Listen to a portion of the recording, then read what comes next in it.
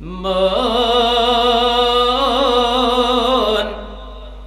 কার লাগিয়া কান্দো দিবা রাতি, জেনে রেখো কেউ হবে না মরার পরে, কেউ হবে না তোমার সঙ্গী সাথী।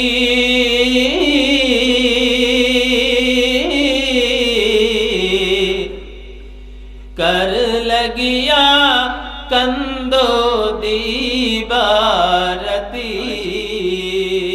পবিত্র ঈদে মিলাদুন নবী সাল্লাল্লাহু আলাইহি ওয়াসাল্লাম উদযাপন উপলক্ষে দক্ষিণ শীতলপুর ইসলামী সুন্নি কচিকাঁচা যুব সংঘ ও এলাকাবাসী কর্তৃক আয়োজিত ষষ্ঠ বার্ষিক ইসালে সোয়াব ওয়াজ মাহফিলের সম্মানিত সভাপতি, আজকের মাহফিলের সম্মানিত প্রধান আকর্ষণ, প্রধান মেহমান হযরত মাওলানা মুফতি শামীম রেজা আত-তাহেরি মাদ্দাজিউল আলী, বিশেষ বক্তা হিসাবে আপনাদের সম্মুখে অত্যন্ত মূল্যবান আলোচনা পেশ করবেন আপনাদের সকলের সুপরিচিত দক্ষিণ শীতলপুর জামে মসজিদের সম্মানিত ইমাম ও খতিব হাফেজ মাওলানা শাহিনুর রহমান জালালী সাহেব। উপস্থিত সম্মানিত মুরব্বিয়ানে কিরাম, যুবক ভাইরা, ছোট ছোট মাসুম বাচ্চারা, পর্দার অন্তরালে অবস্থানরত আবেদা সালেহা মা ও বোনেরা, আবারও আমি আমার আন্তরিক সালাম জানাই। আসসালামু আলাইকুম ওয়া রাহমাতুল্লাহি ওয়া বারাকাতুহু। ওয়া আলাইকুম আসসালাম ওয়া রাহমাতুল্লাহি ওয়া বারাকাতুহু। আল্লাহ পাক রব্বুল আলামিনের দরবারে লাখ কোটি শুকরিয়া আদায় করি যে মহান আল্লাহ সুবহানাহু ওয়া তাআলা আপনাকে আমাকে এই মূল্যবান রজনীতে, মূল্যবান সময়, মূল্যবান স্থানে আসার এবং বসার মতো তৌফিক দান করেছেন। এজন্য সকলে বলি আলহামদুলিল্লাহ। আলহামদুলিল্লাহ। আরো শুকরিয়া আদায় করে যে মহান আল্লাহ সুবহানাহু ওয়া তাআলা আপনাকে আমাকে হায়াত ও তয়্যিবা দিয়ে শারীরিক সুস্থতা দান করে। আল্লাহ চাইলে আপনাকে আমাকে হাসপাতালের বেডে শোয়ায় রাখতে পারত, বাড়ির বিছানার উপরে আপনাকে আমাকে অসুস্থ করে শোয়ায় রাখতে পারত। সেটা না করে সুস্থ শরীর নিয়ে আল্লাহ পাক রব্বুল আলামিন আপনাকে আমাকে হায়াত ও তয়্যিবা দান করেছেন। যে মহান রব্বুল আলামিন চাইলে আপনাকে আমাকে দিয়ে তার নাফরমানি কাজ করাতে পারত, সেটার থেকে হেফাজত করে যে আল্লাহ তার ইবাদতের সুযোগ করে দিয়েছেন, সেই রবের দরবারে আবারও কালিমাতুশ শুকর আদায় করি, বলি আলহামদুলিল্লাহ।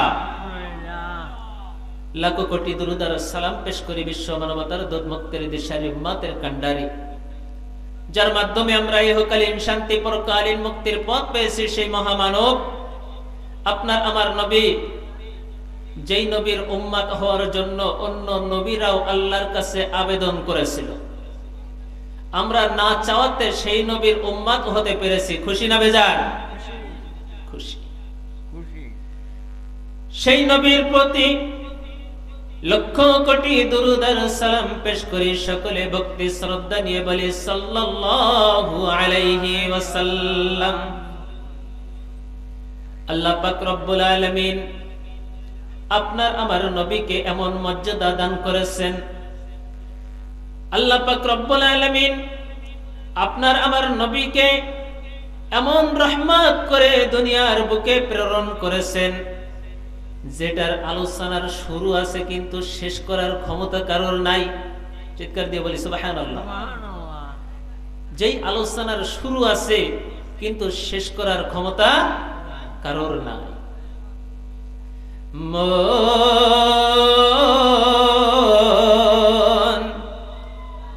কার লাগিয়া কান্দো দিবা রাতি।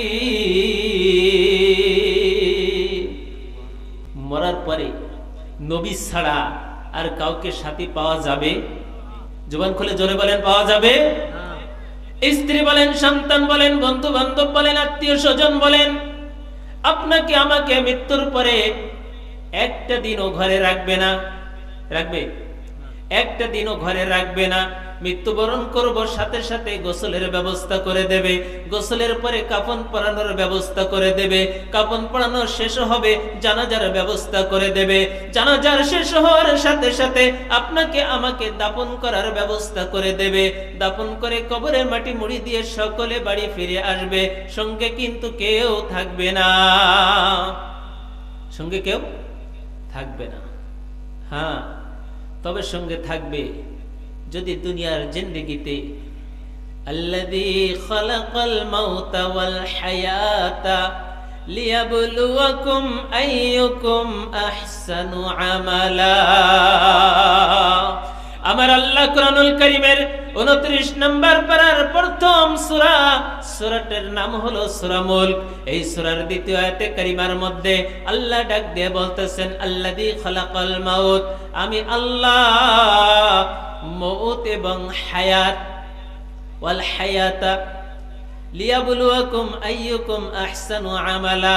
বান্দা, তোমার এর মধ্যবর্তী যেটুকু সময় আমি আল্লাহ দিয়েছি, আমি আল্লাহ দেখতে চাই এর মধ্যবর্তী সময়টুকু কে কতটুকু নেক আমল করে আমার দরবারে ফিরে এসেছো। চিৎকার দিয়ে বলি সুবহানাল্লাহ।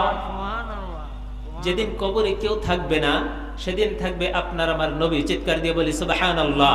যেই কবরে আপনার আমার সাথী কেউ হবে না, ওই কবরের সাথী হবে আপনার আমার নেক আমল। আল্লাহ পাক রব্বুল আলামিন কোরআনুল কারীম দিয়েছেন, মানুষের হেদায়েতের পথ প্রদর্শক দিয়েছেন নবীকে। নবী পথ দেখাবেন কোরআন নির্দেশ অনুযায়ী। আল্লাহ পাক রব্বুল আলামিন কোরআনুল কারীমের 114 খানা সূরা দিয়ে কোরআনকে পরিপূর্ণ করেছেন। কয়টা সূরা? 114 খানা সূরা দিয়ে আল্লাহ পাক কোরআনকে পরিপূর্ণ করে দিয়েছেন। 114টা সূরার মধ্যে 26 নম্বর পারার ভিতরে আল্লাহ পাক রব্বুল আলামিন একটা সূরা নাজিল করেছেন। সূরাটার নাম হলো সূরা ফাতাহ। সূরা ফাতাহর 28 নম্বর আয়াতে কারিমা দিয়ে আল্লাহ পাক রব্বুল আলামিন আপনাকে আমাকে উম্মতে মুহাম্মাদী সকল উম্মতকে সম্বোধন করে বলতেছেন, হুয়াল্লাযী আরসালা রাসূলাহু বিল হুদা ওয়া দীনিল হাক্কি লিইয়ুযহিরাহু আলাদ দীনি কুল্লিহি ওয়া কাফা বিল্লাহি শাহীদা। আল্লাহ বলতেছেন তিনি তার রাসূলকে সত্য পথ নির্দেশনা দিয়ে আমি আল্লাহ প্রেরণ করেছি। রাসূলকে পথ দিয়েছেন, নির্দেশ দিয়েছেন, সত্য দিন সহ আপনার আমার নবীকে আল্লাহ প্রেরণ করেছে। সকলে বলি সুবহানাল্লাহ। অদীনিল হাক্কি লিইয়ুযহিরাহু আলাদ দীন, সমস্ত দিনের উপরে যত দিন আছে, যত ধর্ম আছে, সমস্ত ধর্মের উপরে আল্লাহ পাক রব্বুল আলামিন এই দিনকে জয়যুক্ত করার জন্য সাক্ষী হিসাবে আমার আল্লাহ যথেষ্ট। চিৎকার দিয়ে বলি সুবহানাল্লাহ। দিন ইসলামের সাক্ষ্যদাতা স্বয়ং আল্লাহ, স্বয়ং কে? ওয়া কাফা বিল্লাহি শাহীদা। আমাদের দিনের সাক্ষী হবেন স্বয়ং আল্লাহ। আল্লাহ পাক রব্বুল আলামিন এই আয়াতে কারিমার ব্যাখ্যার মধ্যে অনেক লম্বা আলোচনা। এই আয়াতে কারিমার ব্যাখ্যার মধ্যে উলামায়ে কেরামগণ বলতেছেন দুইটা নির্দেশনা রয়েছে। দুইটা নির্দেশনার মধ্যে 1 নম্বর নির্দেশনা হলো ইলম, 2 নম্বর নির্দেশনা হলো আমল। ইলম আর আমল। ইলম অনুযায়ী আমল করতে হবে। ইলম অনুযায়ী কি করতে হবে? খেয়াল করে শুনবেন, কথা বলবেন। আলোচনা হবে কোরআনের উপরে, নবীর উপরে, নবীর কথার উপরে। খুশি তো? খুশি। আল্লাহ পাক রব্বুল আলামিন কোরআন দিয়েছেন ইলম শিক্ষার জন্য। কোরআনের ইলম শিক্ষার পরে আমল করতে হবে পরকালে নাজাতের জন্য। চিৎকার দিয়ে বলি সুবহানাল্লাহ। আমল কি জন্য করতে হবে? পরকালে নাজাতের জন্য। দুপুর বেলা দুটো খাবো, রাত্রে দুটো খাবো, ফজরের নামাজের পর থেকে অন্যের বাড়ি জন মজুরির কাজ করেছি। কি বলেন, কথা ঠিক কিনা? ঠিক তেমনি করে আল্লাহ পাক রব্বুল আলামিন আপনার আমার হায়াতের শেষ সীমা পর্যন্ত যেই হায়াত তয়্যিবা দিয়েছে, হায়াত শেষ হবে, পরপারে চলে যাব, কবরে চলে যাব, হাসরের ময়দানে উপস্থিত হব, কিয়ামত ময়দান উপস্থিত হবে, আপনার আমার হিসাব নিকাশ শুরু হয়ে যাবে। ওই পরকালের নাজাতের জন্য আল্লাহ আপনার আমার থেকে চেয়েছেন নেক আমল। আইয়ুকুম আহসানু আমালা। নেক আমল করতে রাজি আছি? সকলে চিৎকার দিয়ে বলে আল্লাহু আকবার। আল্লাহ আপনি আমাদেরকে নেক আমল করার তৌফিক দান করুক। সকলে বলে আল্লাহুম্মা আমিন। আল্লাহ পাক রব্বুল আলামিন ইলম এবং আমল, ইলমের সাথে আমলের এক অধীর সম্পর্ক। যেমন মানুষের দেহের সাথে মস্তকের সম্পর্ক আছে না নাই? দেহের সাথে মস্তকের সম্পর্ক আছে। মস্তক যদি না থাকে দেহের কোনো মূল্য আছে? আমল যদি না থাকে ইলমের কোনো মূল্য নাই। যদি ইলমের মূল্য থাকতো ইবলিস শয়তান কম আলেম ছিল না। ইবলিস শয়তান কিন্তু কম আলেম ছিল না। এমন আলেম ছিল যাকে শেষ পর্যন্ত উপাধি দিতে দিতে মুআল্লিমুল মালাইকা, ফেরেশতাদের শিক্ষক বানিয়ে দেওয়া হয়েছিল। চিৎকার দিয়ে বলি আল্লাহু আকবার। ইবলিস শয়তান কম আলেম ছিল না। ইবলিস শয়তানের নাম কি জানা আছে আমাদের? ইবলিস শয়তানের নাম হলো আজাজিল। নাম কি? আজাজিল। অনেক লম্বা ঘটনা, সামান্য সংক্ষেপে বলার চেষ্টা করব, একটু বুঝবেন। ইবলিস শয়তান জীবনে ভুল করেছিল কয়টা? কয়টা ভুল করেছিল? একটা ভুল করেছিল, তবে ওটাকে ভুল বলা যায় না। ওটা কি? ভুল বলা যায় না। ওটা গোলামি করে, ইচ্ছা করে আল্লাহর একটা হুকুমকে অমান্য করেছিল। সাথে সাথে আল্লাহ পাক রব্বুল আলামিন আলা লা'নাতুল্লাহি আলা ইবলিস, ইবলিসের জন্য স্বীকৃতি দিয়ে দিলেন, তুমি আল্লাহ, আমি আল্লাহর লানত, অভিশাপ প্রাপ্ত হয়ে গেছো। চিৎকার দিয়ে বলি আল্লাহু আকবার। ইবলিস যদি একটা ভুল করার কারণে, একটা হুকুমকে অমান্য করার কারণে আল্লাহর অভিশপ্ত হয়, আমরা চিন্তা করে দেখি দৈনন্দিন কতগুলো অন্যায় অপরাধ করি, দৈনন্দিন কতগুলো আল্লাহর হুকুমকে অমান্য করি, তবু আল্লাহ আপনাকে আমাকে কিন্তু অভিশাপ দেয় নাই। চিৎকার দিয়ে বলি সুবহানাল্লাহ। আল্লাহ আপনাকে আমাকে অভিশাপ দিয়েছে? অভিশাপ দেয় নাই। এই অভিশাপটা দেয় নাই কার কারণে? অভিশাপটা দেয় নাই আল্লাহ পাক রব্বুল আলামিন যার কারণে এই কুল কায়নাত সৃষ্টি করেছেন, ওই নবীর কারণে আপনাকে আমাকে আল্লাহ অভিশপ্ত করেন নাই। চিৎকার দিয়ে বলি সুবহানাল্লাহ। সেই নবীকে পেয়ে খুশি না বেজার? খুশি। এমন নবীর আলোচনার মাহফিল আজকের এই দক্ষিণ শীতলপুর ইসলামী সুন্নি কসি কাসা বাচ্চারা এলাকাবাসী মিলে আয়োজন করেছে। যেই নবীকে সৃষ্টি না করলে আল্লাহ পাক রব্বুল আলামিন কোনো কিছুই সৃষ্টি করতেন না। যেই নবীর প্রতি 114 খানা কোরআনুল কারীমের সূরা পরিপূর্ণ করে দিয়েছেন। কোরআনুল কারীমকে 6666 খানা আয়াতে কারিমা দিয়ে কোরআনুল কারীমকে সুন্দরভাবে আল্লাহ সাজিয়েছেন। আল্লাহ পাক রব্বুল আলামিন সূরাতুল ফাতহার 29 নম্বর আয়াতে কারিমার মধ্যে ঘোষণা দিয়েছেন, মুহাম্মাদুর রাসূলুল্লাহ। চিৎকার দিয়ে বলে আল্লাহু আকবার। ওয়াল্লাযীনা মাআহু আশিদ্দাউ আলাল কুফফারি রুহামাউ বাইনাহুম তারাহুম রুকআন সুজদাই ইয়াবতাগুনা ফাদলাম মিনাল্লাহি ওয়া রিদওয়ানা। অন্য কোন নবীর নাম নিয়ে আমার আল্লাহ কুরআনুল কারীমে হযরতে আদম আলাইহিস সালাতু ওয়াস সালামের নাম নিয়েছে আদম সফিউল্লাহ, ইব্রাহিম আলাইহিস সালাতু ওয়াস সালামের নাম নিয়েছেন ইব্রাহিম খলিলা, মুসা আলাইহিস সালাতু ওয়াস সালামের নাম নিয়েছে মুসা কালিমুল্লাহ, ঈসা আলাইহিস সালাতু ওয়াস সালামের নাম দিয়েছে ঈসা রূহুল্লাহ। আপনার আমার নবীকে আল্লাহ কোরআনে দিয়েছেন, খেতাব দিয়েছেন মুহাম্মাদুর রাসূলুল্লাহ সাল্লাল্লাহু আলাইহি ওয়াসাল্লাম। খুশি না বেজার? খুশি। কুরআনুল কারীম নাজিল হয়েছে 1450 বছর পূর্বে। কত বছর? 1450 বছর পূর্বে কুরআনুল কারীম আপনার আমার নবীর কাছে অবতীর্ণ করেছেন কে? আল্লাহ।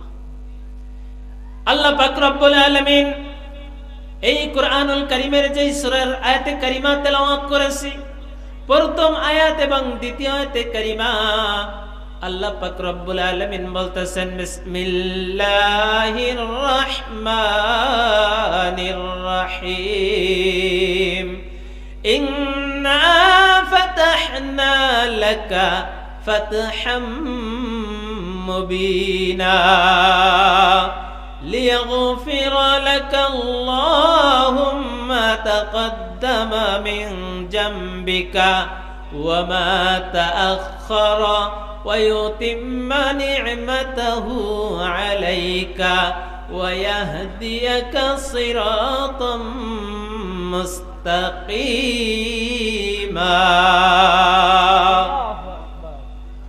শুধু এখানে শেষ নয়, আমার আল্লাহ পাক রব্বুল আলামিন কুরআনুল কারীমের অন্য জায়গায় বলতেছেন বিসমিল্লাহির রহমানির রহিম লাকাদ কানা লাকুম ফি রাসূলিল্লাহি উসওয়াতুন হাসানা। অন্যত্রে আল্লাহ বলতেছেন, আল্লাহ পাক রব্বুল আলামিন অন্যত্রে বলতেছেন লাকাদ কানা লাকুম ফি রাসূলিল্লাহি উসওয়াতুন হাসানা, তোমাদের জন্য আমার নবীর মধ্যে রয়েছে উত্তম আদর্শ। নবীর মধ্যে কি রয়েছে? উত্তম আদর্শ।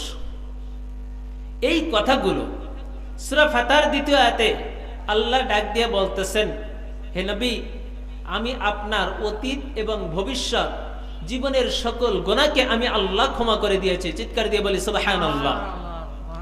অথচ আমার দেশের অনেক আলেমরা তারা বলে নবী ভুল করেছিল। চিৎকার দিয়ে বলি নাউজুবিল্লাহ।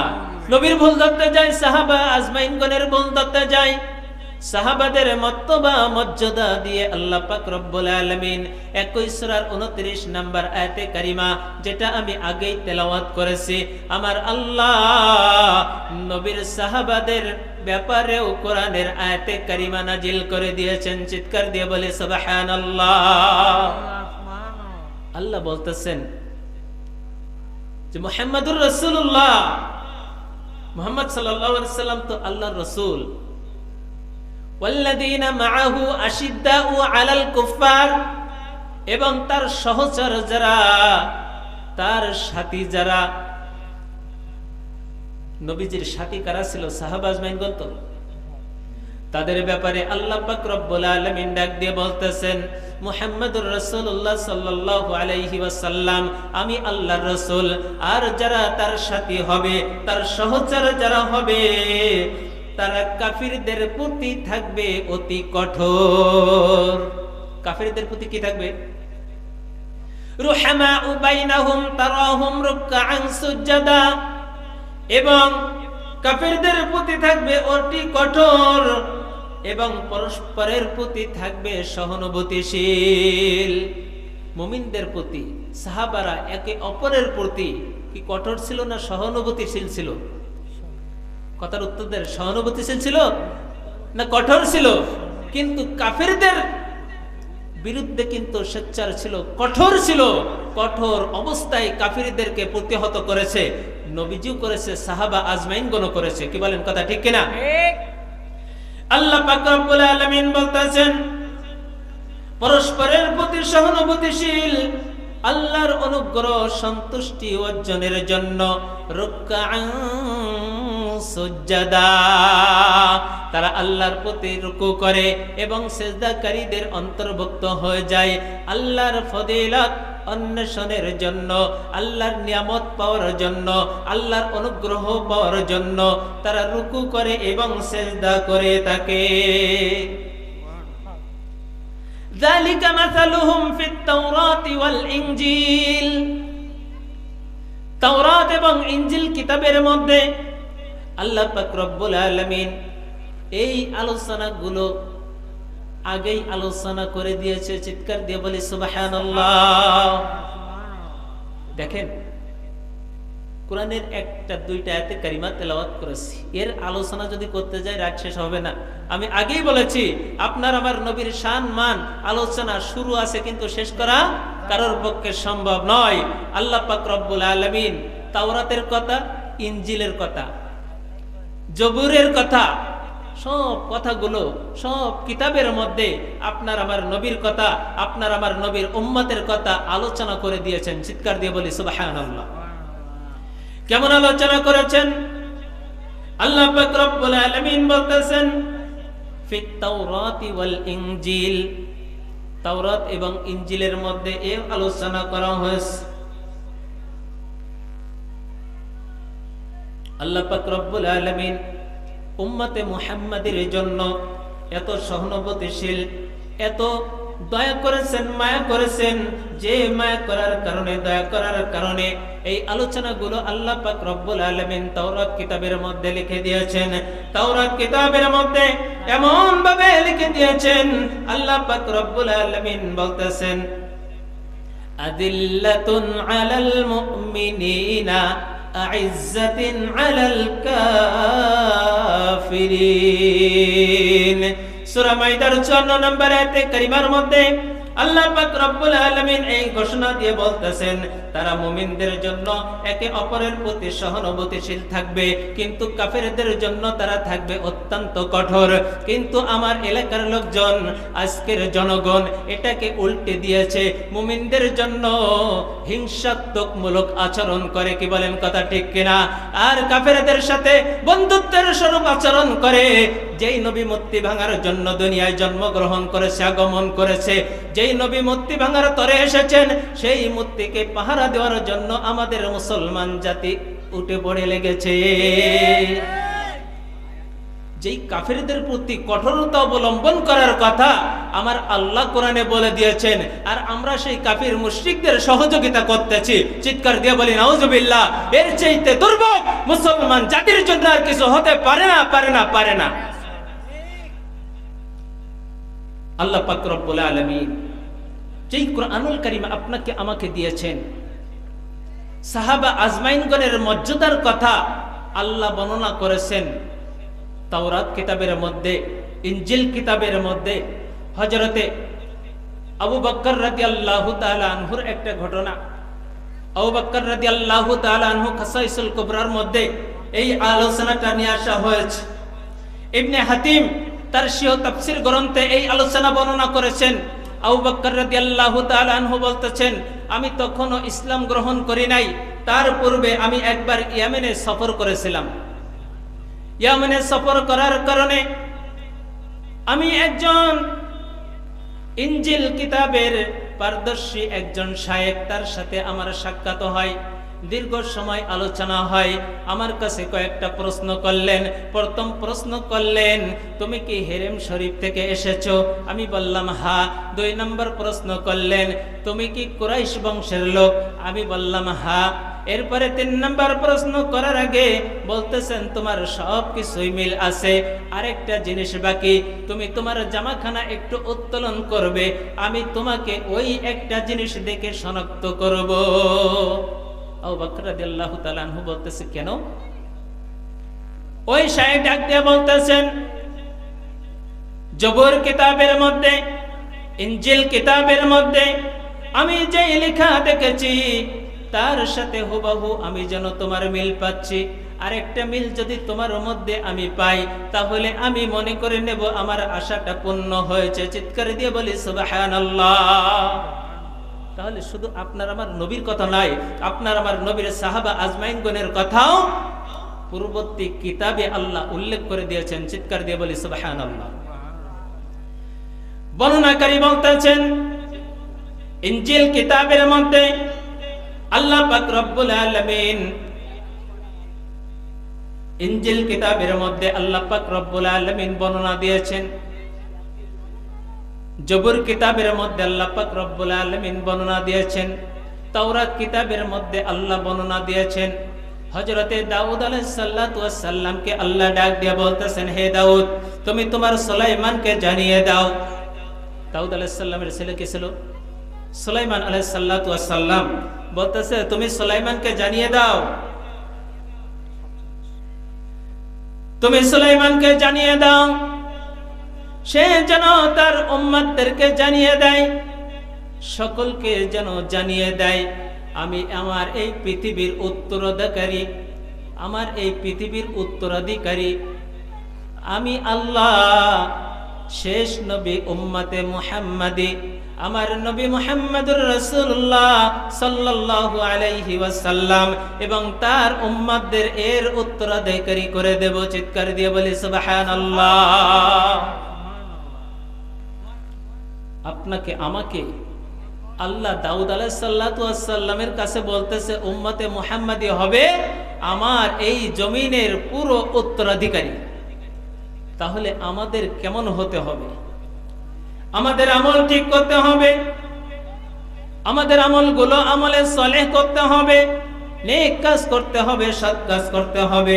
আল্লাহর নবী সাল্লাল্লাহু আলাইহি ওয়াসাল্লাম বলতেছেন, সাহাবা আজমাইনগণ আপনার আমার সকলের আদর্শের প্রতীক। নবী যেমন আদর্শের প্রতীক ছিল, সাহাবা আজমাইনগণ আদর্শের প্রতীক।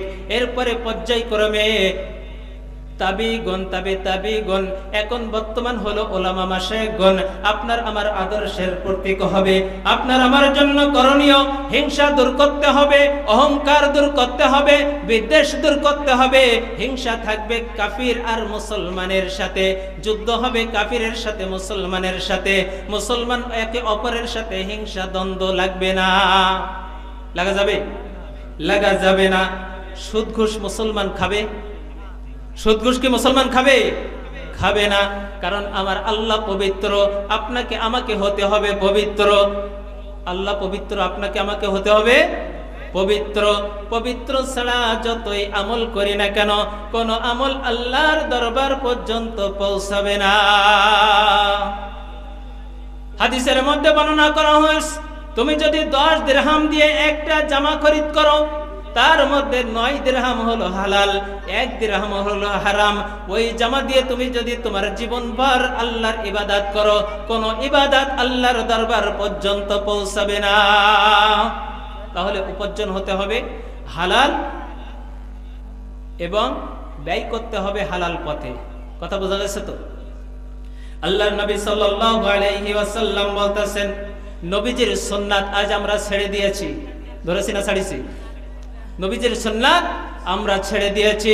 আল্লাহর নবী সাল্লাল্লাহু আলাইহি ওয়াসাল্লাম ভবিষ্যৎবাণীর মধ্যে বলে দিয়েছেন, আমার উম্মতের মধ্যে এমন একটা ফিতনা ফাসাদের জামানা আসবে, যেই সময় আমার উম্মতেরা আমার সুন্নাতকে ছেড়ে দেবে, আমার সুন্নাতকে ভুলে যাবে, আমার সুন্নাতকে পদদলিত করবে। ওই সময় আমার কোন উম্মত যদি আমার একটা সুন্নাতকে জারি রাখে, কয়টা সুন্নাত? আমার একটা সুন্নাতকে যদি কোন উম্মত সংরক্ষণ করে, আমি নবী কথা দিলাম, আল্লাহ পাক রব্বুল আলামিন 100 শহীদের সমপরিমাণ সওয়াব ওই আমলকারী ব্যক্তির আমলনামায় দান করবেন। চিৎকার দিয়ে বলি সুবহানাল্লাহ। এই সুন্নাতের মধ্যে আমরা অনেকে বিড়ি খাই, জর্দা খাই, তামাক খাই, কথা বলেন ঠিক কিনা? আবার ওইভাবে মসজিদে যে নামাজ আদায় করি, অনেকে উজু করি না। উজু ভঙ্গের কারণের মধ্যে তো এগুলো নাই। উজু করবেন, মুখ পরিষ্কার করবেন, মিসওয়াক রাখবেন পকেটে। আল্লাহর হাবিব সাল্লাল্লাহু আলাইহি ওয়াসাল্লাম বলতেছেন, আসসিয়াকু মাতাহারাতুল লিল ফামি ওয়া মারদাতুল লির রাব্বি। মিসওয়াক আমরা ভুলে গিয়েছি, দাঁতন বললে অনেকে হয়তো বুঝবো। কি বলেন, কথা ঠিক কিনা? মিসওয়াক ব্যবহার করবেন। আল্লাহর নবী বলতেছেন, মিসওয়াক হলো মুখের জন্য পরিচ্ছন্নতা। যত দুর্গন্ধ কয়েকবার মুখে ঘষা দেবেন, দুর্গন্ধ দূর হয়ে যাবে ইনশাআল্লাহ। এবং শুধু তাই নয়, আল্লাহর সন্তুষ্টির মাধ্যম, আল্লাহর সন্তুষ্টির মাধ্যম। যেই জবান দিয়ে আল্লাহকে ডাকবো, এই জবান যদি আপনার আমার অপবিত্র থাকে, আল্লাহকে কেমন করে ডাকবো? এজন্য এটা পরিত্যাগ করতে হবে। তামাক, জর্দা, বিড়ি, হারাম বস্তু সবগুলোকে বাদ দিতে হবে। পারবো না ইনশাআল্লাহ? আমল করতে হবে। এলেম আছে, আমল নাই, তার কোনো মূল্য নাই। আল্লাহর নবী বলতেছেন, আমলহীন এলেম, আমলহীন এলেম, ফলহীন বৃক্ষ। কি বৃক্ষ? ফলহীন বৃক্ষ। বৃক্ষ আছে কিন্তু ফল নাই, এলেম আছে কিন্তু আমল নাই, ওর কোনো মূল্য আল্লাহর দরবারে নাই। আজ আমরা অন্ধকারে হাবুডুবু খাচ্তেছি। আজ আমাদের সম্মুখে আমরা যে অবস্থান করতেছি, 570 খ্রিস্টাব্দের পূর্বে যেমন অবস্থা ছিল তেমন অবস্থায় আমাদের মাঝে চলে এসেছে। কি বলেন, কথা ঠিক কিনা? ঠিক। এমন অবস্থার মধ্যে আল্লাহ পাক রব্বুল আলামিন আপনাকে আমাকে নিয়ে এসেছেন। সময় অতি সংক্ষেপ, সামান্য একটু কথা বলে শেষ করে দেব ইনশাআল্লাহ। দ্বিতীয় মেহমান আমাদের সম্মুখে এসে গিয়েছে। আমাদের আজ এত দুর্ভোগ কাদের কারণে বলতে পারবো? আমাদের নিজেদের কারণে। সবারই কিসমত ডেকেছে আধার, ভরে গেছে পাপী নেমেছে জুলমাত। সবারই কিসমত ডেকেছে আধার, ভরে গেছে পাপে নেমেছে জুলমাত। কোরআন হাদিস সব ছেড়েছি আমরা, কোরআন হাদিস সব ছেড়েছি আমরা। কি করে পাবো আল্লাহর রহমত? সবারই কিসমতে ডেকেছে আধার, ভরে গেছে পাপে নেমেছে জুলমাত। ভুলেছি আদল, ভুলেছি ইহসান, কাঁদে সে ব্যথাই জমিন ও আসমান। আদল ইহসান আছে আমাদের মধ্যে? ন্যায় বিচার আছে? মানুষের প্রতি দয়ার সহানুভূতিশীল আছে? ভুলে গেছি। এজন্য বলতেছেন, ভুলেছি আদল, ভুলেছি ইহসান, কাঁদে সে ব্যথাই জমিন ও আসমান। পথ হারিয়ে করি গো হিজরত, পথ হারিয়ে হিজরত করতেছি, সঠিক পথ বাদ দিয়ে বেঠিক পথে চলে যাচ্ছি। পথ হারিয়ে করি গো হিজরত, কি করে পাবে আল্লাহর রহমত? সবারই কিসমতে ঢেকেছে আধার, ভরে গেছে পাপে নেমেছে জুলমাত। আল্লাহর রহমত তাহলে কি করে পাবো? মেনে চলিলে আল্লাহর বিধান, আসিবে ইজ্জত, আসিবে সম্মান। মেনে চলিলে আল্লাহর বিধান, আসিবে ইজ্জত, আসিবে সম্মান। আসিবে রহমত, মিলিবে নাজাত, আসিবে রহমত, মিলিবে নাজাত। তাহলে পাবো আল্লাহর জান্নাত। সবারই কিসমতে ডেকেছে আধার, ভরে গেছে পাপে নেমেছে জুলমাত। এর থেকে বেরিয়ে আসতে পারবো ইনশাআল্লাহ? আল্লাহ আমাদের সকলকে তৌফিক দান করুক। সকলে বলি আল্লাহুম্মা আমিন। রাসূলের আদর্শে আদর্শিত হয়ে ইহকালের জিন্দেগি পার করার তৌফিক দান করুক। সকলে বলি আল্লাহুম্মা আমিন। কাফির মুশরিকদের বিরুদ্ধে মুসলমান যেন কঠোর হতে পারে, আল্লাহ আমাদের সকলকে সেই তৌফিক দান করুক। সকলে বলি আল্লাহুম্মা আমিন।